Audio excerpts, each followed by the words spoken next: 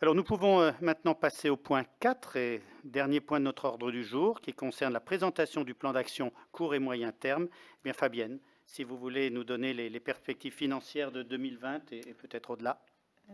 Alors, d'abord, je vais partager avec vous une bonne nouvelle, hein. Donc, en cette période de crise, c'est toujours bon à prendre.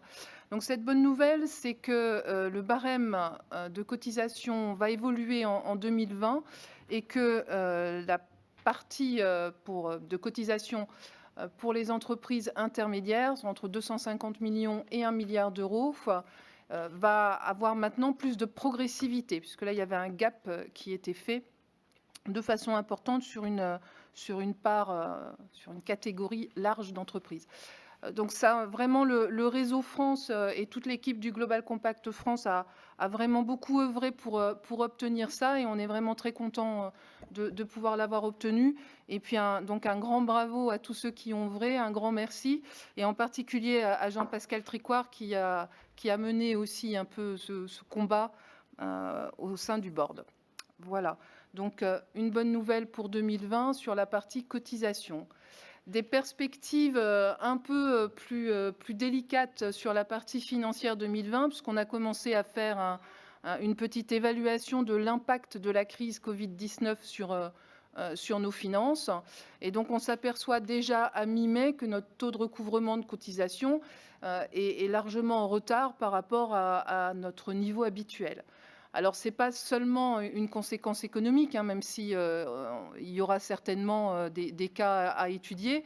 C'est aussi, Fela l'a rappelé lors des questions tout à l'heure, simplement des réorganisations dues au confinement, hein, des services comptables pas disponibles, nos contacts aussi en télétravail, enfin toute une organisation que vous avez tous vécue de passage en confinement qui a ralenti un certain nombre de mises en œuvre. Donc, on a fait du coup une réestimation budgétaire avec un niveau de cotisation plutôt à la baisse et très à la baisse, compte tenu de cette situation-là. Donc ça, c'est le premier point. Le deuxième point, c'est que, je vous l'ai dit tout à l'heure, on a des besoins de développement qui sont particulièrement importants, et que ce changement d'échelle, il faut qu'il passe aussi par un changement d'échelle de moyens et d'organisation. Et donc, il faut qu'on puisse donner à notre équipe des moyens pour avancer, et des moyens pour, au moins sur cette deuxième partie de l'année, des moyens pour mettre en œuvre un plan d'action ambitieux et pour répondre aux besoins de nos 1000 adhérents, ou un peu moins peut-être cette année. Donc, comme je l'ai dit, on a une gestion saine et nous tirons les bénéfices de cette gestion saine. Et donc, du coup, nous prévoyons cette année de faire appel à nos réserves. Notre première estimation aujourd'hui, elle est à 200 000 euros potentiellement d'appel aux réserves. Mais pour nous, l'important, c'est vraiment de financer le plan d'action et de ne pas ralentir les actions que l'équipe souhaite mener en 2020.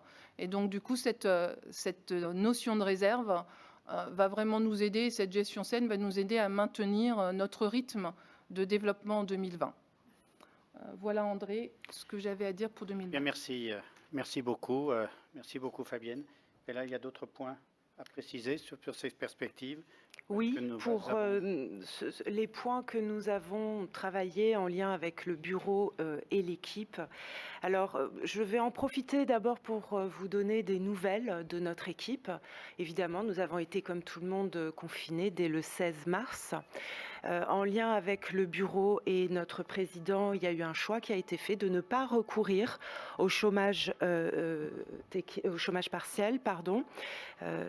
Nous n'avons pas pesé sur les finances publiques, et nous avons tous continué à travailler en télétravail. Et nous avons déconfiné partiellement depuis le 18 mai dernier. Bien sûr, tout cela en étant facilitant avec l'ensemble des membres de l'équipe, et ce, quels que soient les cas de figure.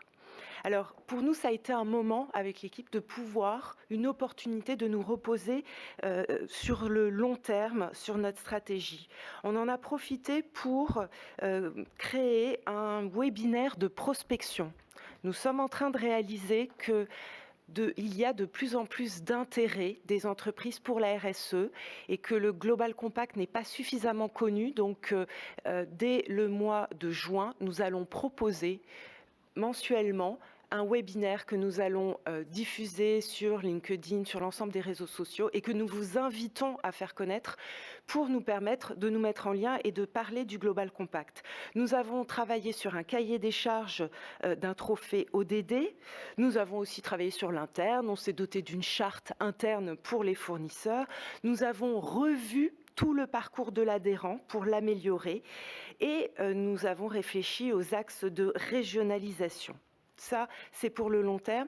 Et puis, nous avons évidemment poursuivi toutes les activités qui pouvaient l'être en ligne.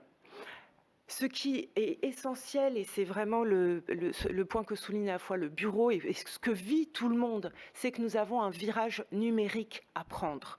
Nous devons vous offrir davantage d'activités en ligne, de webinaires, d'ateliers. Nous commençons également à partir du mois de juin avec ce que nous appellerons les rendez-vous du Global Compact qui auront lieu tous les mardis de 11h à 12h. Ce sera l'opportunité de prendre de la hauteur sur nos sujets en faisant intervenir des personnalités inspirantes, d'entrer, de mettre les mains dans le cambouis avec des échanges de bonnes pratiques, des présentations d'outils, et puis de prendre de la distance par rapport à la situation que nous connaissons aujourd'hui. Nous ferons aussi des événements en ligne. Nous en profiterons pour faire le point sur l'appropriation des ODD. Nous verrons pour l'anniversaire ODD. Tout à l'heure, Gilles en a parlé. Nous allons suivre au plus près et participer à l'agenda mondial sur la biodiversité, sur les différents rendez-vous qui arrivent. Et puis, surtout, ce Tour de France, nous le préparerons pour être prêts, quel que soit le contexte, à le mener en début 2021. Donc vous avez voilà, ces trois axes qui sont importants pour nous, plus d'activités pour vous, un Tour de France en ligne ou physique si c'est possible, et bien sûr la poursuite de notre stratégie.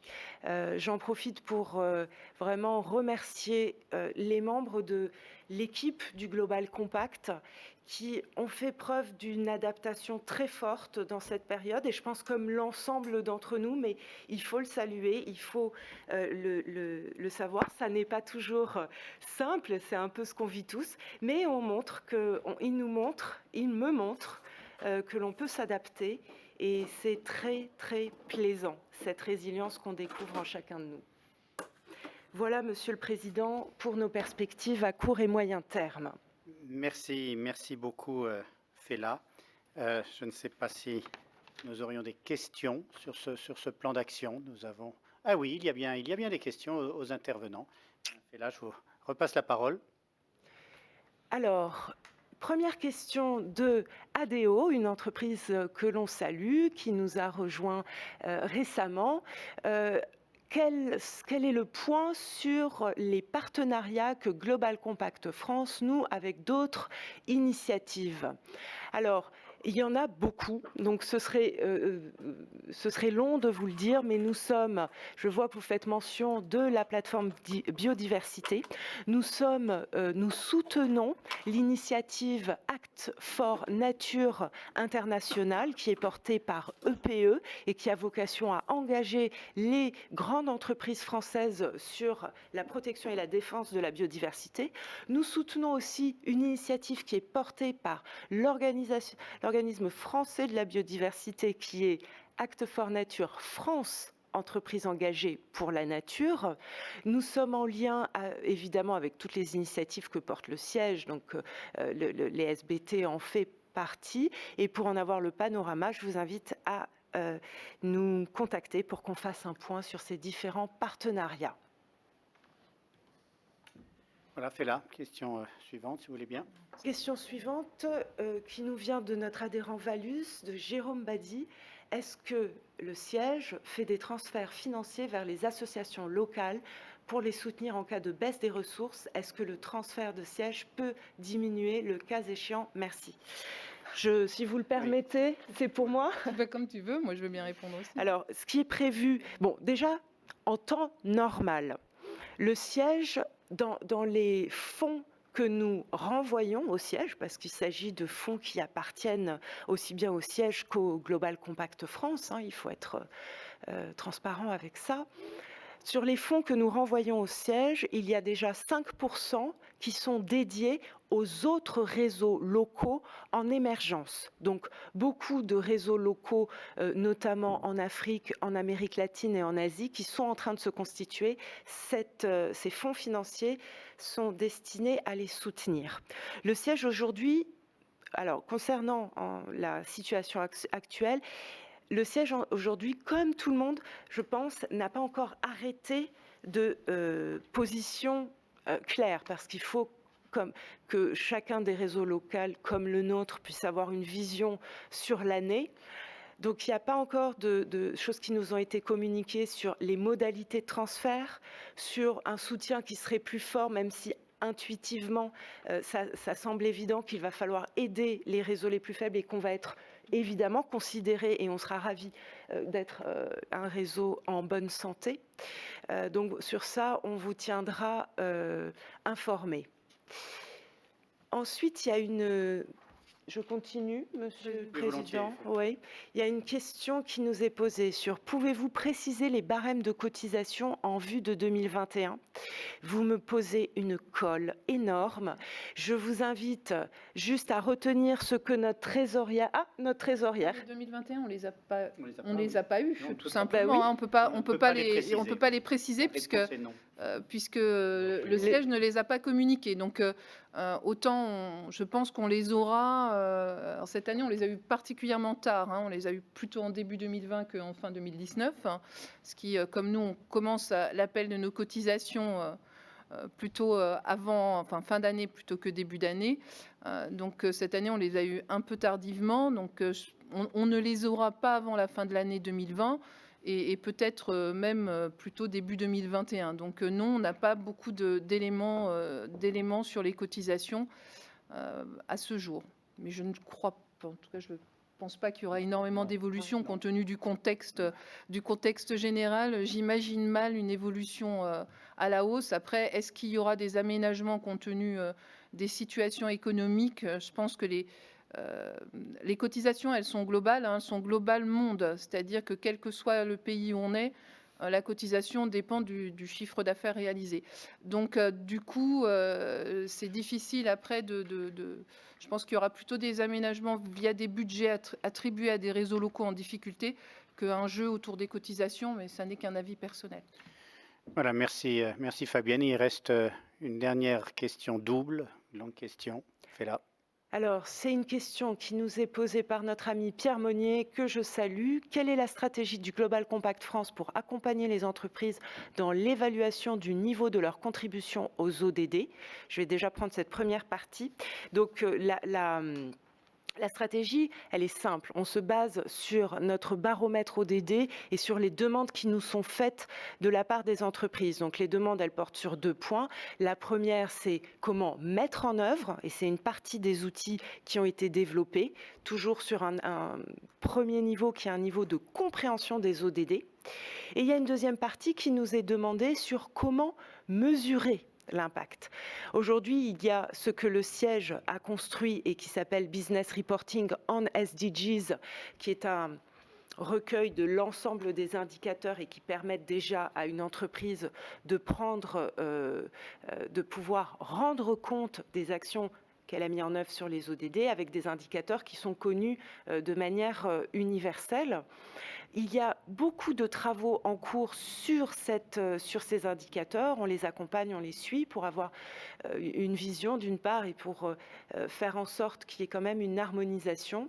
Mais notre stratégie, nous, c'est permettre permettre déjà la mise en œuvre et dans la question du reporting, offrir un panel. On ne veut pas, pour l'instant, imposer un mode de reporting. Pour l'instant, on est quand même sur une démarche volontaire de valorisation des impacts positifs et négatifs des entreprises. Il n'y a pas encore de religion sur ce sujet.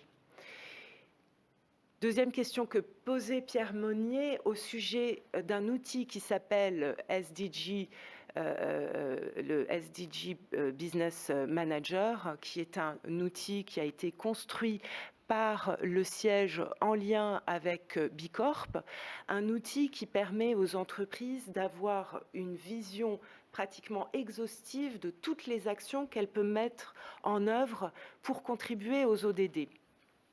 Alors encore une fois, c'est un outil qui est intéressant, qui est très, très robuste, qui, à notre sens, est utile pour des entreprises qui sont très en avance et probablement pour des grandes entreprises, car lorsqu'on l'utilise, on se retrouve face à plus de 450 questions. Donc c'est un outil que nous ferons connaître à nos membres, parce que pour certains, il pourra être utile, mais il ne sera pas le seul au centre de tout ce que nous mettrons à disposition de nos adhérents. Voilà, j'espère, Pierre, que nous avons répondu à vos questions. Il me semble qu'il y a encore une question qui va arriver sur nos écrans. Et ça tombe très bien parce que c'est justement les 2 minutes qui nous restent. Et dès que j'ai la question, j'apporterai une réponse, ou moi, ou un membre de notre panel. Comment ? Illustre panel, dit Gilles. Et peut-être que quelqu'un peut simplement venir me la dire et j'y répondrai avec plaisir. Oui.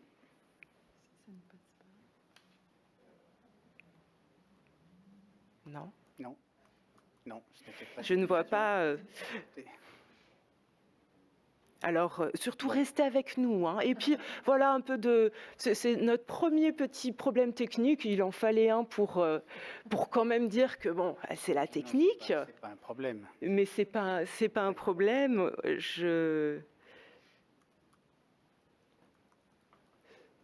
Bon, je sais pas. Écoutez, on va peut-être s'arrêter. Oui, elle pourrait être exprimée hors Assemblée Générale. Voilà. Par un courriel tout simplement à faire. Exactement. Très bien. Bien, écoutez, nous allons bientôt pouvoir clore notre session d'Assemblée Générale, mais avant de nous quitter, là aussi, si la technique le permet, j'avais souhaité pouvoir... Ah, la question s'affiche. La question s'affiche. Bon, fais-la. Voilà, de Caroline Mondon. Ah oui, c'est une vraie question. Ah, Caroline, bonjour Caroline, nous vous saluons.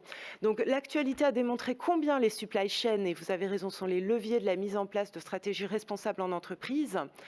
Avez-vous des projets d'action de sensibilisation des entreprises et des territoires d'industrie sur les bonnes pratiques responsables en supply chain management? L'association francophone de supply chain est à la disposition du Global Compact. Caroline, on sait que vous êtes toujours à nos côtés pour un deuxième webinaire. Donc c'est bien, on a des sujets de webinaire qui sont proposés en direct.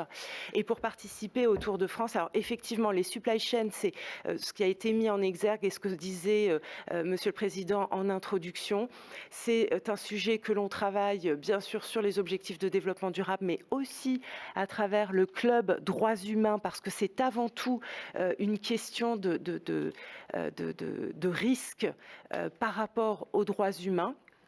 Donc on continuera à travers le club, à travers nos ateliers, et puis on saisit votre proposition au vol, Caroline, à travers un webinaire sur le supply chain management. Voilà. Super, merci beaucoup Fela, merci Caroline. Eh bien, comme je disais, voilà, et je vois que la régie le permet, nous allons récapituler les votes des résolutions pour que les chiffres officiels puissent bien faire partie du procès-verbal de cette réunion d'Assemblée générale. Alors, je rappelle la première résolution. L'Assemblée générale approuve le rapport moral tel que présenté, détaillé dans le rapport annuel 2019. Les votants étaient au nombre de 222. Vous avez été 219 à l'approuver. Personne n'a voté contre et il y a 3 abstentions par différence. La résolution a bel et bien été adoptée et à une très large majorité. La résolution numéro 2 était la suivante. L'Assemblée générale approuve les comptes 2019 tels que présentés par la trésorière et détaillés dans les comptes 2019. Vous avez été là 224 votants, 220 à l'approuver, toujours personne n'était contre et 4 abstentions. La résolution a été adoptée à une très large majorité. Et enfin, troisième résolution et dernière, l'Assemblée générale approuve les renouvellements de Setup et Safco, ainsi que la nomination de Resistex, Protect Homes, Veolia et Worldline au conseil d'administration. Vous avez été 222 à voter, 211 voix pour, aucune voix contre à nouveau et 11 abstentions. La résolution est adoptée à une très large majorité et je me réjouis du succès de cette Assemblée générale et des votes des trois résolutions. Eh bien, écoutez, mesdames, messieurs, il me reste à vous remercier, chacune et chacun. Vraiment, merci à tous d'avoir participé à cette 15e Assemblée générale de notre association.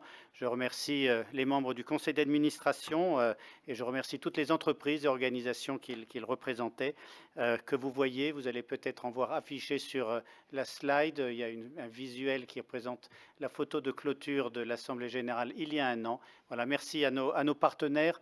Il est toujours à craindre lorsqu'on fait des listes, des visuels, qu'il manque une entreprise, qu'elle nous pardonne, ou un partenaire qui nous pardonne. Je crois que c'est qu'elle me pardonne. Non, c'est la vie tout simplement. J'évoquais tout à l'heure, c'est la vie. Cela arrive, voilà, nous ferons plus complet ou mieux ou différemment, tout simplement l'année prochaine.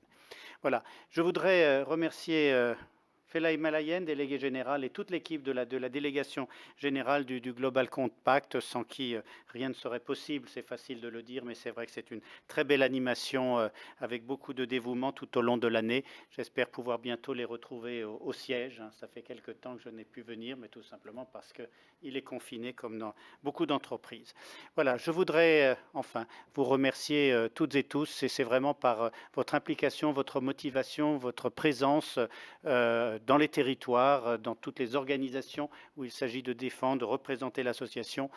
C'est vous qui portez haut les couleurs du Global Compact France, c'est vous qui nous faites progresser tout simplement, et c'est vous surtout qui faites progresser les objectifs de développement durable voulus par les Nations Unies et absolument indispensable. Je crois que cette crise sanitaire, je reprends les 4 points sanitaires, économiques, financières et sociales, je veux dire, témoigne à l'évidence qu'il s'agit de progresser encore en la matière.